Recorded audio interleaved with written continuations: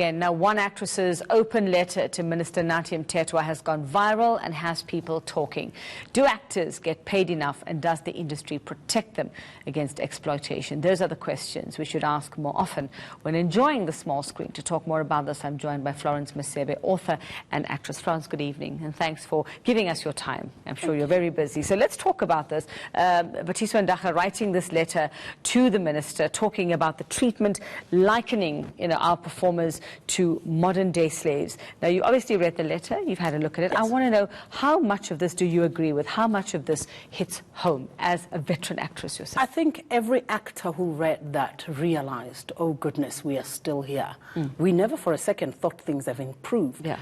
But you want to believe in your heart of hearts that somebody at Vatiso's level is not finding themselves still needing to be this frustrated. Yeah.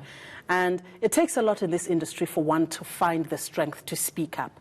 It must have taken a lot for her to even write all of this detail so publicly, putting herself out there. Yeah. So, a lot of it makes sense because, yes, we are still desperately trying to convince people that we are worth twice, 3 times more than what they think we are worth. And it's not just the producers, it's the broadcasters themselves who, when deciding on budgets, have decided that things can be done with very little reserved for the talent.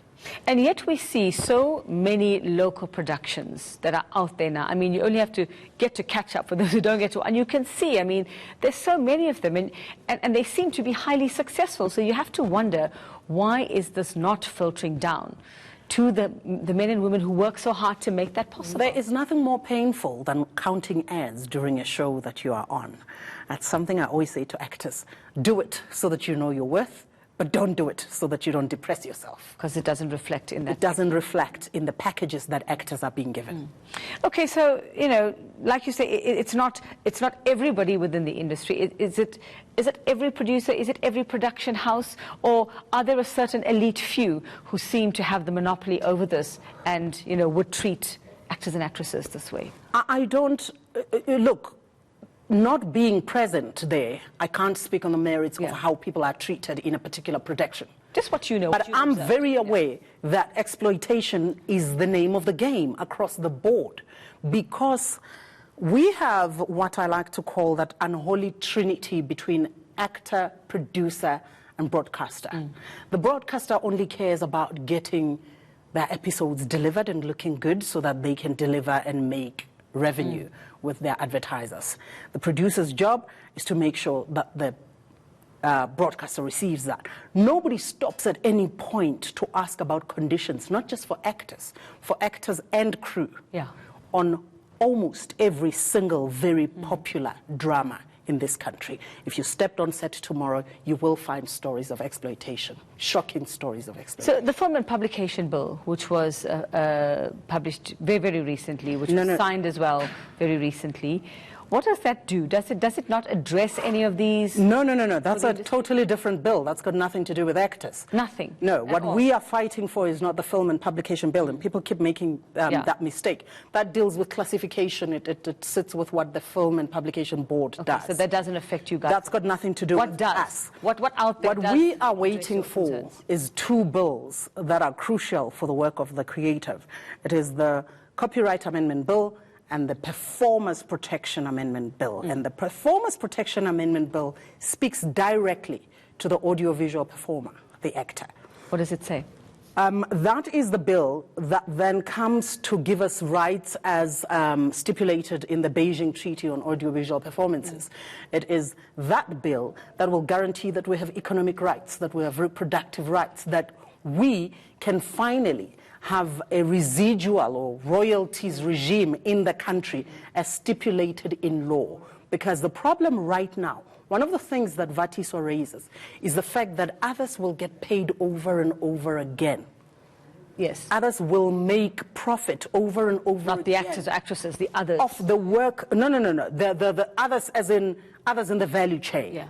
So the broadcaster, actually, being the only person that owns all these rights, will be the one that can take, you screen now, we'll screen it again over there, we'll go online, we'll do this. All that ad revenue comes up and still continues to make our business profitable as a broadcaster. But the actor was paid pittance only once, and they can never come back to claim anything more. How long has the president been sitting with this? How long have you guys... The president has been sitting with us since March. So in my actor head, I'm a little bit confused because having been part of the process that fought for this to go all the way to Parliament, my understanding is that once both houses of Parliament have passed a bill, it then goes to the president. And president has three options. Option one, pass the bill, please. That's the one we would like him to do. Option two, if he has any doubts about the constitutionality of that bill, he needs to send it back to the National Assembly and tell the National Assembly which part of it he's concerned about for them to rectify. Option three, he can go to the Constitutional Court and say to them, test it for me. He's done none of the above. What is he waiting for? And these are people who have to work hard, as we know. And actors are dying depressed. I would imagine. Many whose stories are not being told. Florence, I'm out of time with you, but I want to ask you one more thing. What do you think of Minister Mthethwa? Do you think he understands? Do you think he's a good minister and he does what he needs to be doing for the likes of you? I think Minister Mthethwa understands, but what we forget is that the actor is the problem of three ministers. You've got the Minister of Communications, you've got the Minister of Arts and Culture, then you've got the Minister of Trade and Industry. These two bills that I'm talking about are not arts and culture bills. They're trade and industry. So Minister Patel needs to be telling us what happened to the bills that his department took to Parliament and to the NCOP. Okay, very interesting. We'll certainly be keeping an eye, and I'm sure that this is not going to end today. This discussion is going to carry on for days and weeks as well. Florence Masebe, thank you very much for your time.